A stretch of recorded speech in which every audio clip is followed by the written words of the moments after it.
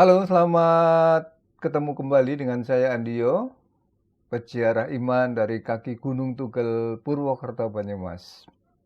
Apa kabar semuanya? Semoga hari ini Anda semua berada dalam keadaan baik, damai, sejahtera di dalam Tuhan. Saudara, kita lanjutkan perjalanan ziarah kita menikmati kitab Amsal, tetapi sebelumnya mari kita berdoa.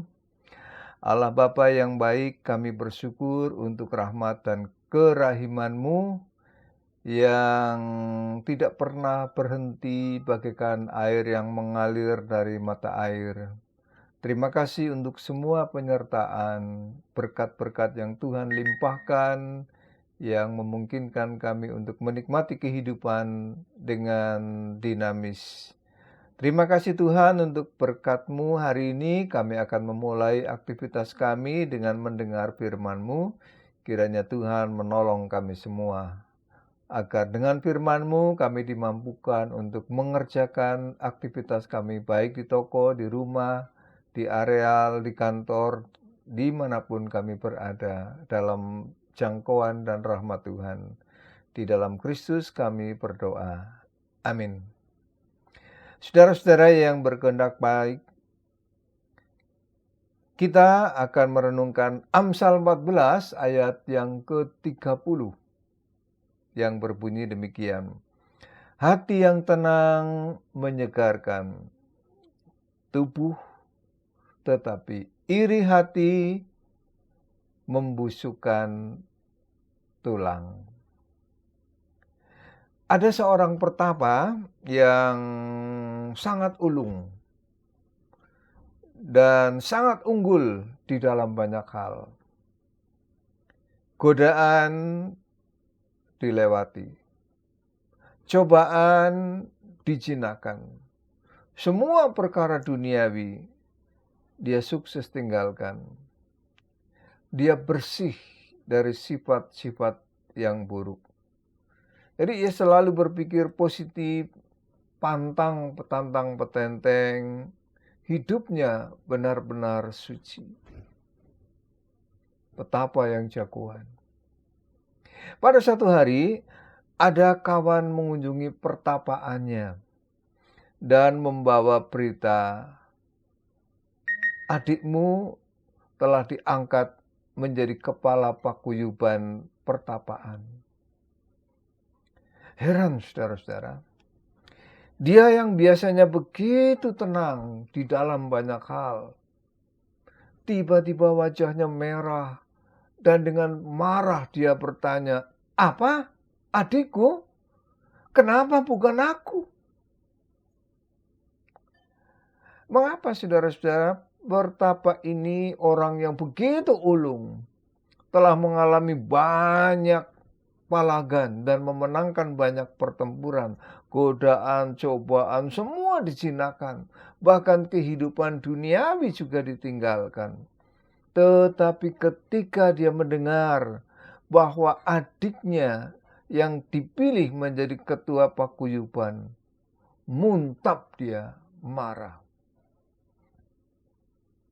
Kenapa?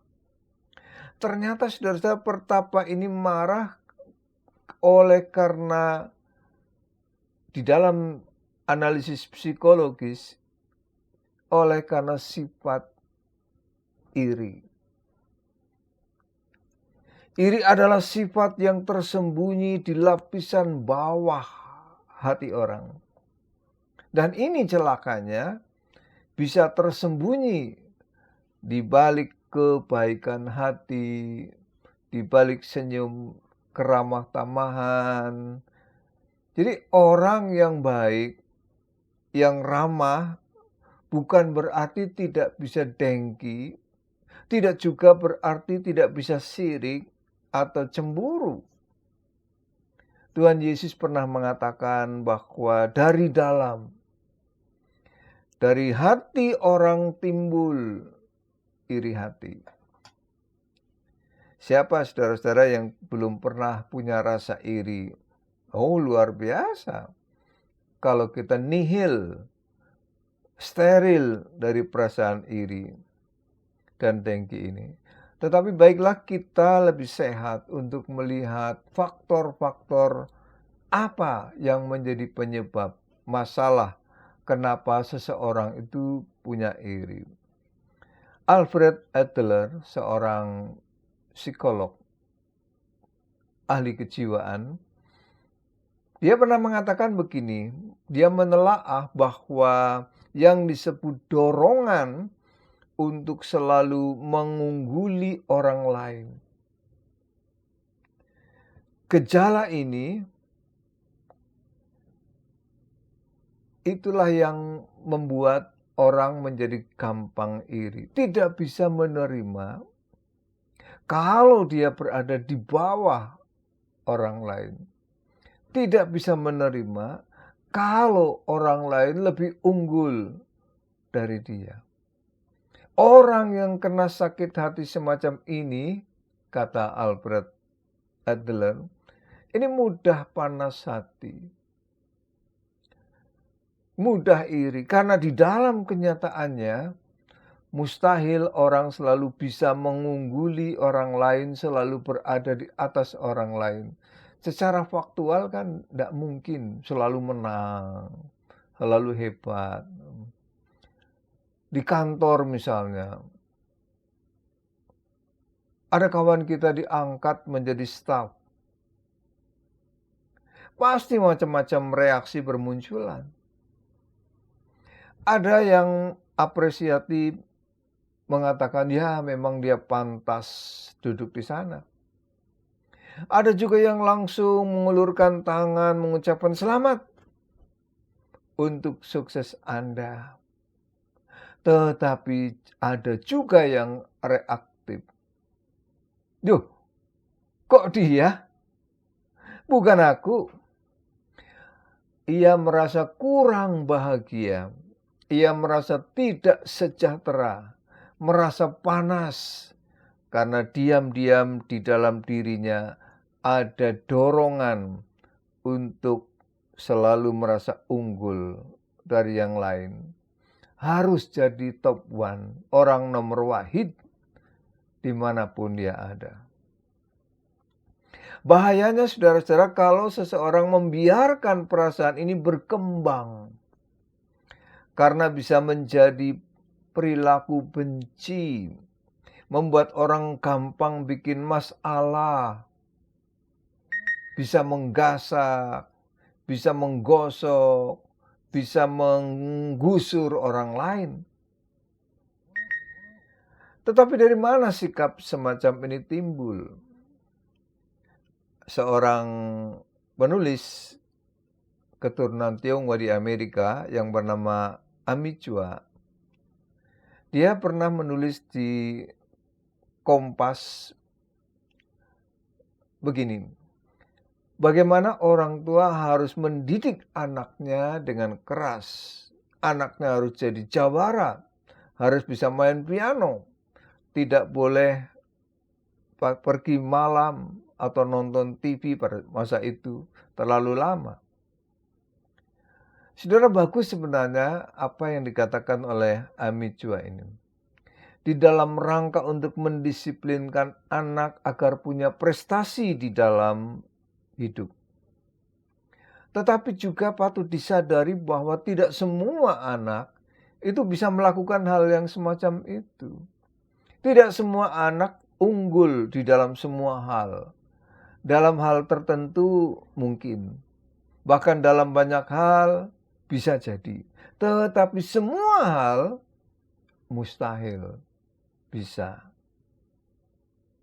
Seorang pengiri, saudara-saudara, amat sulit bahagia oleh karena ia punya kebutuhan untuk selalu unggul dan diunggulkan. Manakala dia kemudian tidak unggul, mulai hatinya panas.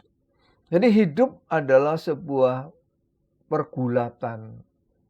Maka dia harus berada di atas lawan. Dia harus menguasai lawan. Ini prinsip gulat.